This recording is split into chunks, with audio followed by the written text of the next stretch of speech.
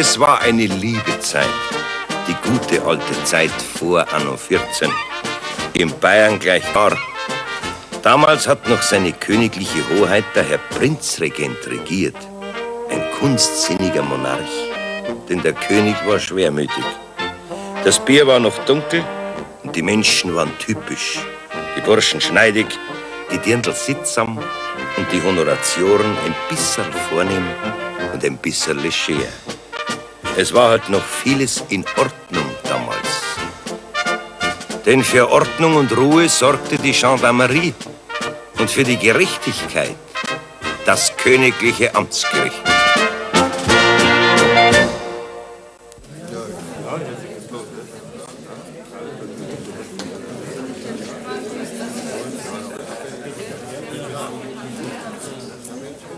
Unser Herr Amtsgerichtsrat hat es heute mit harten Charakteren zu tun. Aus den umliegenden Dörfern sind zahlreiche Zuschauer gekommen. Denn der Streit, der jetzt vor den Schranken des Gerichts ausgefochten wird, stellt eine ökonomische Affäre dar. Es geht um Grund und Boden. Der Bauer Nierlinger Nikolaus aus Nierling hat sich wegen eines schweren Vergehens des Grenzsteinsverrückens zu verantworten. Ja. Am 19. März haben Sie die Grenze verändert, und zwar zu Ihren Gunsten und zum Schaden Ihres Nachbarn, des Freimelhubers von Freimelhub. Das ist bereits ein Lug. Ich habe die Grenze um keinen Zoll verrückt. Am helllichten Vormittag haben Sie das getan. Der Geschädigte hat Sie dabei in Flagrante ertappt. Sie haben ihn sogar verletzt dabei. Es gibt eine Menge Zeugen, die das gesehen haben. Die Recherchen der Gendarmerie sind ausführlich. Das ist mir wurscht. Recht muss Recht bleiben. Und mein Grund bleibt mein Grund. Sagen Sie mal, wollen Sie mich nicht ausreden lassen? Himmel und Wetter noch einmal? Am 19. März, also am Josephitag, sind Sie zur Kirche gegangen? Ja. Unser Kirchweg führt genau zwischen Meinacker und Seinacker durch. Ach so, Pfeigrad durch. Das ist mein Acker und das da ist sein Acker. Nicht? Und Pfeigrad in der Mitte geht der Weg. Tun Sie doch Ihre Bratzen vom Richtertisch weg. Ich kann mir das auch so vorstellen. Na, das können einer sich nicht vorstellen. Der Weg ist nämlich jedes Jahr kleiner worden. So, jetzt hören Sie mir endlich einmal zu. Auf dem Heimweg von Ihrem feiertägigen Kirchgang haben Sie die Grenzmarke, die sich seit alters her und auch laut Kataster in der Mitte des Ackerrains befand, einfach herausgerissen und circa 40 Zentimeter hinüber versetzt auf die andere Seite des Rheins in den Acker des Freimelhubers hinein. Ist das so richtig? Geben Sie das zu? Na, ich bin kein Markverrucker. Ich hab das Mark nicht versetzt. Ich hab's grad wieder auf seinen rechtmäßigen Platz gesteckt. Verrückt hat's in der Nacht davor der Freimelhuber. So, warum haben Sie ihn da nicht angezeigt? Er ist sofort zur Gendarmerie gelaufen und er hat Zeugen. Haben Sie Zeugen? Ja, grad nur. Die ganze Gemeinde kann das bezeugen. Der Bürgermeister, der Pfarrer, der Wirt. Ja, das Marksteinrücken steht ja beim Freimelhuber auf dem Haus drauf. Ruhe! Haben Sie Augenzeugen? Na, das nicht. Der lässt sich nicht zuschauen bei dem Geschäft. Der traut sich das Mark nicht am helllichten Tag anzurieren wie ich. Und überhaupt muss der Bazi das Mark vor etlichen Jahren bereits einmal versetzt haben. Und sein Vater und Großvater haben's auch drin, das Geschäft. Ruhe! Sind Sie vorsichtig mit Ihren Äußerungen, gell? Sonst müssen Sie sich wegen übler Nachrede und Verleumdung später noch einmal verantworten. Gar nicht auch. Mein Großvater hat allweil gesagt, Buberl, pass auf den Kirchweg auf. Der Freimelhuber macht jedes Jahr sein Acker um eine Furcht größer und einen Weg kleiner. Gut, dann wollen wir doch mal hören, was der Herr Nachbar von dem Weg hält. Wachtmeister, rufen Sie mir den Zeugen Josef Freimel herein. Der Zeuge Josef Freimel, jawohl. Mein Großvater hat sogar noch gewusst, wie der Weg früherer Zeiten um guter Klafter gegangen ist. Jetzt lassen Sie uns doch endlich einmal mit Ihrem Großvater in Ruhe. Das Mark steht seit urdenklichen Zeiten mitten auf dem Rohr, nicht wahr? Und halber gehört der Weg mein und halber gehört er sein. Ich will nicht mehr haben, als mir zusteht. Der Zeuge Josef Freimel. Freimelhuber von Freimelhub. Ja, danke schön. Setzen Sie sich, Angeklagter. Und Sie kommen zu mir her. Gut, Herr Rat. Ist gut, ja. Herr Zeuge, Ihr Nachbar hat eben behauptet, Sie hätten unmittelbar vor ihm den Markstein verrückt. Äußern Sie sich dazu? Da weiß ich nichts. Das ist ja lachhaft. Bei der Nacht hast du's du. Stehst doch ein. Okay. Du schwör keiner Meinheit, du wirst vereidigt. Halten Sie den Mund, Angeklagter! Kein Wort mehr! Und Sie sagen mir jetzt, wie war das am Josefitag? Sie sind also auch in der Kirche gewesen, sind mit Ihrem Nachbarn zusammen heimgegangen? Nein. Er ist vorausgegangen. Wir zwei reden ja bereits seit 4 Wochen nichts mehr. So? Sie leben seit Wochen schon in Feindschaft miteinander? Ja, warum denn?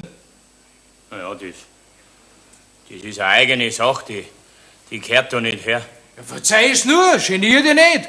Ich hab mir nichts zu fürchten. Wenn diese jüngere Feindschaft zwischen Ihnen mit dem Acker zu tun haben sollte, dann darf der Vorfall nicht verschwiegen werden. Also bitte. Ja, da drüber rede ich eigentlich nicht gern. Das sind Familiengeschichten. Aber damals wollte er mir meinen Acker direkt abnahmen. Geschenkt wollte er haben. Und weil ich ihm nicht geschenkt hab, nimmt er mir jetzt kleinweise. Alle Jahre Schurchbrat. Genau wie sein Vater und sein Großvater. Hättest dein Wort gehalten beim Notari. Ruhe! Einen Moment. Der Angeklagte wollte Ihnen Ihren Acker abkaufen und Sie konnten sich über den Preis nicht einig werden. Vermute ich das richtig? Nicht abkaufen, Herr Rat. Geschenkt wollte er haben. Geschenkt! Geschenkt. Einmal eine präzise Antwort von euch. Aber gut, lassen wir das. Also, am Josefitag auf dem Heimweg vom Kirchgang ist es zwischen Ihnen und dem Angeklagten zu Tätlichkeiten gekommen.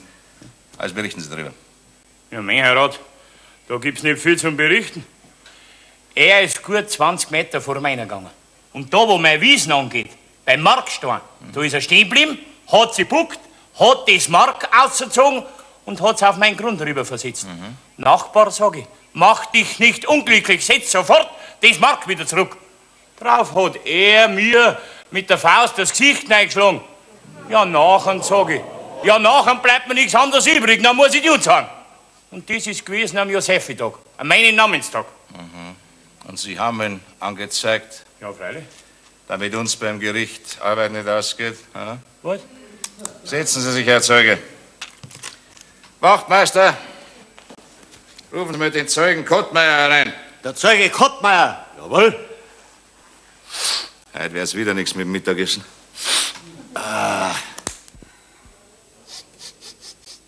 Mir geht das nichts an. Ich wisch mich da nicht ein. Obwohl, als Bürgermeister hast du natürlich deinen Kopf überall drin. Ja, gefällst dir denn gar nicht mehr, du Schula? So ein sauberes Dirndl. Das ist der selbe Bummel wie sein Vater. Und als Bürgermeister musst du überall die Wahrheit sagen. Ja, mir ist das zuwider genug. Die Schönheit vergeht, der Besitz bleibt. Hat er schon recht, der Nickel. Ich bin auch einmal jung gewesen. Es gibt noch mehrere Bauernhöfe. Ich geb den Materialisten keinen Hans Kasperl ab. Ja, meinst du, ich bin ein Depp? Kottmeier, packen wir's. Wir sind dran. So, ja. Nun, was ist? Sind's raffert worden da drin, ne? Nein, Herr Kottmeier. Ich bin ja auch noch da. Ach so. Schande für die ganze Verwandtschaft. Haben wir am Pfarrerseits gewesen, das Aufgebot war bestellt. Beim Wirt ist gute Essen angeschafft. Musikerbein war schon eingekauft. Der Hochzeitslader ist schon unterwegs gewesen. Nein. Und jetzt zerstreit's euch nur beim Notari. Es ist und bleibt der Scham für die ganze Verwandtschaft. Hätte ich ihren Acker verschreiben lassen. Ohne Acker nimm ich's nicht. Da findet ihr einen anderen. Und ich finde einen anderen Hochzeiter. Nein, sind das Liebsleid. Da ist ja schon seit Jahren der Wurm drin zwischen Nierling und Freimihurb, Herr Rat. Da gibt's in jeder Generation da mal einen Sühnetermin und in jeder zweiten einen Prozess. Wie war das vor dem Notar? Wissen Sie davon was, Kottmeier? Ich beantrage die Vorladung des Herrn Notars. Aber das braucht's doch nicht, Herr Staatsanwalt. Ich bin doch selber dabei gewesen als Protokollierungszeuge. Ich hab doch die ganze Geschichte miterlebt. Gut, dann erzählen Sie uns das bitte. Geh, ein Acker hätte er geschenkt, Ming. Geschenkt! Deine Tochter hätte mir dafür geheiratet. Das haben wir schon mal gehört. Himmeldonnerwetter noch einmal, meine Herren Ökonomen. Bitte fahren Sie fort, Herr Zeuge. Ja, das ist ja so gewesen, Herr Rat. Die ganze Gemeinde hat aufgeatmet und hat sich gefreut. Damals, ich als Bürgermeister natürlich am meisten, wie voriges Jahr beim Feuerwehrball, der Nierlinger Nickel und die Ursula vom Freimihuber miteinander tanzt haben. Und das nicht bloß einmal, sondern gleich ein Dutzendmal. So. Aber freilich, die Herren Vatern waren mit dieser Liebesgeschichte überhaupt nicht einverstanden. Nun ja, ich hab dann einmal eines Tages mit dem Nierlinger geredet. Nickel, sage ich, Nickel, über Nierling bricht die Morgenröte an. Pass auf, sage ich, der Freimihuber gibt seiner Ursula den Breitacker zum Heiratsgut dazu. So, sagt der Nickel. Aber wenn das stimmt, da kann's was werden. Ja, freilich sage ich, stimmt das. Geh noch gleich mit rauf zum Neuwirt, red's euch aus, der Fremdhalber wartet doch bloß auf eine Aussprache mit dir. Herr Zeuge, Notar braucht man. Kommen Sie mit Ihrer Geschichte endlich zum Notar. Ja, ich hab's gleich, Herr Rat, ich hab's gleich. Also gut, wir sind raufgegangen zum Neuwirt, wir haben uns ausgeredet und alles war geregelt. Der Freimühlhuber verspricht die 4 Tage Werk Breitacker und damit sein Grund deswegen nicht weniger wird, verspricht ihm der Nickel 4 Tage Werk Jungholz dafür. Ja, wir haben noch gleich Versöhnung gefeiert bis um 3 in der Früh. Am Schluss hätten dann die 2 Streithansel vor lauter Glück bald nicht mehr stehen können. Aber am anderen Tag sagt die Ursula, sie mag nicht mehr. Sie lässt sich nicht verschachern, sagt sie. Sie wisst schon, dass der junge Nickel bloß auf den Breitacker abgesehen hat und nicht auf sie als Frau. Jetzt stellen Sie sich einmal sowas vor, Herr Rat. Die 2 Vatern sind sich einig und jetzt mengen auf einmal die Jungen nicht mehr. Tja. Ja, das ist alles hochinteressant, Herr Zeuge. Aber kommen Sie halt endlich zur Sache jetzt, gell? Wir haben's gleich, Herr Rat. Wir haben's gleich. Es war dann so, die 2 Mütter, die ganzen Tanten, die 2 Vatern, der Großvater und ich und zuletzt sogar noch der Herr Pfarrer, wir haben noch das junge Paar schließlich doch wieder zusammengebracht, nicht? Nix da. Nicht? Nein. Ah, schade. Ja, dann hätt's also losgehen können mit der Heiraterei. Ja. Die Hochzeit war auch schon festgesetzt auf den 12. Februar und der Nierlinger hat gesagt, er übergibt seinen Hof an seinen Sohn. Am 9. Februar sind wir dann beim Notar gewesen. Endlich. Beim Notar. Endlich, jawohl, Herr Rat, das haben wir auch gesagt. Beim Notar ist dann der Übergabevertrag geschrieben worden und der Ehevertrag ist geschrieben worden. Wie aber da der Passus gekommen ist, wo drin steht, die Braut bringt folgendes Heiratsgut mit. Erstens am Bargeld 11.000 Mark, zweitens an Paraphernalien, 4 Tage Werk Acker, Katasterplannummer sowieso, etc. Da sagt auf einmal der Freimühlhuber, sagt er, Herr Notar, sagt er, das können wir doch später ausschreiben, das brauchen wir doch heute noch nicht machen. Meine Ursula kriegt den Acker, sagt er, aber erst wenn ich meinen Sohn einen Hofer mache, sagt er. Jawohl. Solange ich selber noch an der Regierung bin, sagt er, solange freut mich das Geschäft überhaupt noch nicht. Das andere können Sie ja denken, Herr Rat. Gerade, dass Sie halt nicht drauf angefangen haben, aber sonst alles. Und so ist die ganze Geschichte wieder auseinandergegangen. Und die Hochzeit hat nicht stattgefunden. Leider. Ihr 2 Biffen, ihr 2 Elendigen. Tja, das ist eine etwas langatmige Vorgeschichte. Kommen wir wieder auf unseren Prozess zurück. Der Nierlinger ist ja angeklagt, weil er einen Markstein verrückt hat. Wachtmeister, die Zeugin Ursula Freimel. Zeugin Ursula Freimel. Jawohl. Ich verzichte auf die Einvernahme dieser Zeugin. Aber ich nicht. Bitte schön, nehmen Sie Platz, Herr Zeuge.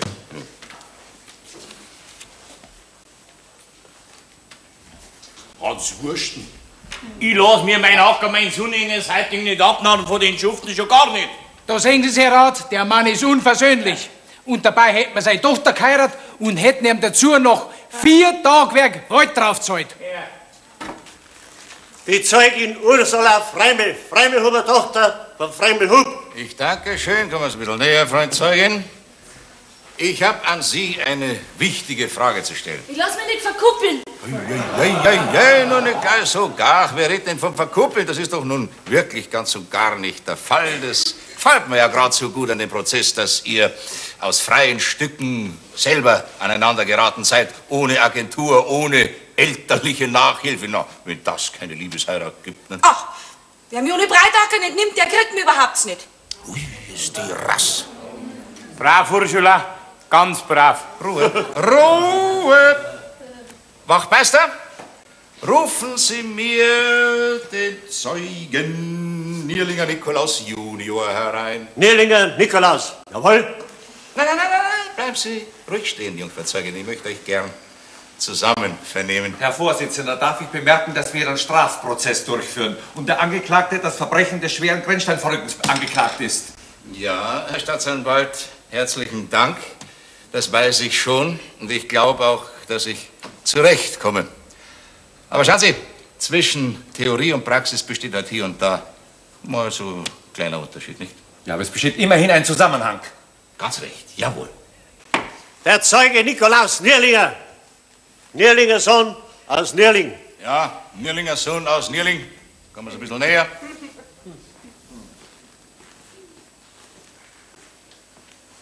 Na? Oh. Herr Zeuge, Sie könnten jetzt bereits seit 8 Wochen verheiratet sein. Es hat doch nur an Ihnen gelegen. Sie haben die Hochzeit doch wieder abblasen lassen, nicht? Ich hab's abblasen lassen. Und ich war gar nicht hingegangen. Brav, Nickel, ganz brav. Ihr hättet den Acker mal gekriegt. Wann? In einer 2, eine 3, eine 4, eine 5, eine 6, eine 7 Jahre. Wenn mein Sohn so weit ist. So lang warte ich nicht. Gleich oder gar nicht. Ruhe! Macht Storrucker! Jungferzeuge, keinen Muckser mehr, sonst wäre grantig. Beantworten Sie mir folgende Frage. Lieben Sie den Nikolaus Nierlinger Junior? Hm? Na, wird's bald, Ursula? Wenn er mich ohne Acker nimmt, ja. Dankeschön, Jungferzeugin. Jetzt sowas gefallen mir. Sie können sich setzen. Na, Sie bleiben schon noch ein bisschen da. Na, wie ist das mit Ihnen? Mögen Sie das Mädel nicht, ne? Ja. Was heißt du, Ming? Herr Rat, ohne den Breitacker nehme ich die Freimilhuber-Tochter gar nie nicht. So viel Charakter habe ich. Zum Verzweifeln. Entschuldigen Sie, Herr Rat. Der Herr Sachverständige wäre angekommen. Ja, so, der Herr Geometer. Ja, ich lasse bitten. Halt, nein, Wachtmeister, einen Moment, der Herr Geometer soll sich ein kleines bisschen gedulden. Na, auf was warten denn Sie noch? Setzen Sie sich hin. Wachtmeister, rufen Sie mir den Zeugen Freimel Josef Senior herein. Ich verzichte auf die Einvernahme des 83-jährigen Großvaters. Nein, tun's das nicht, Herr Staatsanwalt, das wäre schade. Der Mann ist nämlich nicht uninteressant. Ich kenne den alten Freimel gut als aufrechten Zeugen, als harten Kläger und als ebenso bockigen wie gerissenen Beklagten. Der Zeuge Josef Freimel Senior, Austragsvater von Freimel Hub. So, der Vater. Ja, kommen wir's näher. So, da ist ein Stuhl. Dankeschön. Grüß Ihnen gut, Herr Rat. Habe die Ehre, Freimel. Schön, dass wir zwei uns wieder mal sehen. Mach's kein Schmus, Freimel. Ah, ich erinnere mich noch recht gut, wie wir das letzte Mal hier beieinander waren. Da ist mir gerade noch rechtzeitig eingefallen, dass Sie damals ja wegen des gleichen Deliktes angeklagt waren wie heute Nierlinger. Mhm. Und damals war der Vater des heutigen Angeklagten der Nebenkläger. Und Sie haben mich freisprechen müssen. Ja. Denen freilich ist nichts zu beweisen. Ja, nur nicht ganz so siegessicher, Vater. Damals, ja, da hat sich herausgestellt, dass der Nierlinger Großvater den Markstein verrückt hat. Wer hat's denn diesmal gemacht, hä? Ja, er da, der Nierlinger. Allweil rucket die Nierlinger. Ja, aber die bloß am helllichten Tag, die Geschichte kennen wir schon. Aber der Angeklagte beteuert, dass der Grenzstein vorher bereits in aller Heimlichkeit bei der finsteren Nacht versetzt worden ist. So? Ja. Wer hat denn den Markstein in der Nacht vom 18. auf den 19. März versetzt? Hä?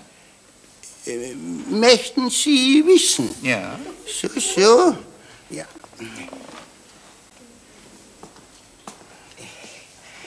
Herr Rat, ich bin ein alter Mann.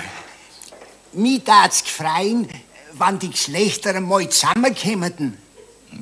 Ja, ich verstehe Ihnen gut. Sie haben den Markstein versetzt, gell?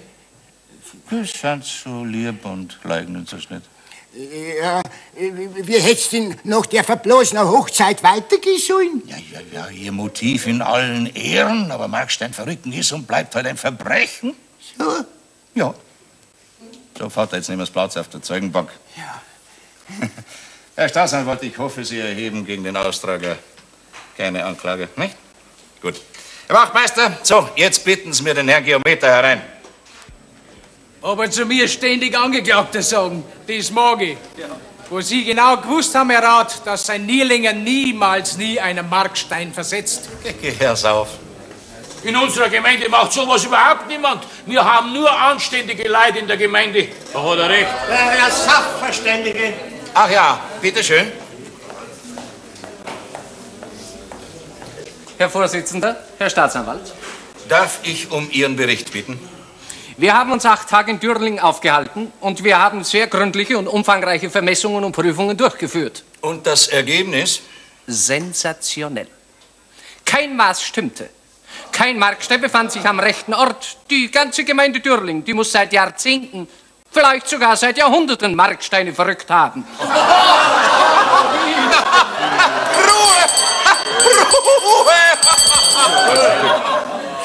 Das darf doch nicht wahr sein. Ja. Meine Herren, machen Sie sich noch auf einige Prozesse gefasst. Ah, da werden Sie nicht weit kommen, Herr Staatsanwalt. Was mich jetzt noch interessiert, Herr Geometer, wie steht es denn mit dem Grenzverlauf zwischen den Äckern vom Nierlinger und vom Freimühlhuber? Das ist die einzige Ausnahme in Dürrling. Hier stimmt die Gemarkung auf den Zentimeter genau. Was? So, wie sie jetzt nach diesen vielen Hin und Her steht? Ja, und der Weg? Der Rohr? Was ist mit unserem Kirchweg? Der ist im Kataster nicht eingetragen. Den gibt es nicht. Ja. Na also, haben wir wieder einmal wegen nichts verhandelt. Dankeschön, Herr Geometer. Das Verfahren wird eingestellt. Die Sitzung ist geschlossen. Ja, gibt's denn das auch? Na, Nachbar, sind wir zufrieden. Jetzt sind wir die einzigen Ehrenmänner in der Gemeinde. Ja, nachher nichts für unguten Nachbar, gell? Ist schon recht. Und weißt was? Jetzt heiraten wir deine Tochter ohne Acker. Nein, wie ich gesagt hab, wann ich übergib. Ohne Acker wird geheiratet. Und du gehst hin zu deiner Hochzeiterin. Ich mag nicht, ohne Acker mag ich nicht. Ich mag überhaupt nicht mehr, dass das Ja, heißt. nicht. Ja, machst du kein Theater. Komm, reg dich nicht auf. Geh weiter. Herr Rat, ich möchte Ihnen auf die Hochzeit laden. Na, das geht ja noch nicht. Gratis und malgeldfrei. So.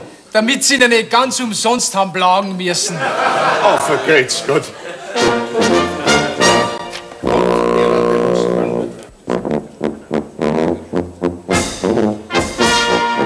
Das Leben geht weiter. Ob Freispruch oder Zuchthaus. Auch in der guten alten Zeit. Und auf die Guillotine hat unser alter Herr Rat niemanden geschickt. Schon lieber vor den Traualtar. Lebenslänglich ist für junge Leute allerweil noch das Beste. Heiraten Sie, Herr Kollege. Na, ich werde es mir überlegen, Herr Rat. Ich will es gar nicht verreden. Vielleicht probiere ich es selber auch noch einmal. Ja, tun Sie das, Herr Amtsgerichtsrat. Prost. Eine Liebezeit. Trotz der Vorkommnisse. Menschlich halt. Und darum kommt es immer wieder zu diesen Szenen im königlich bayerischen Amtsgericht.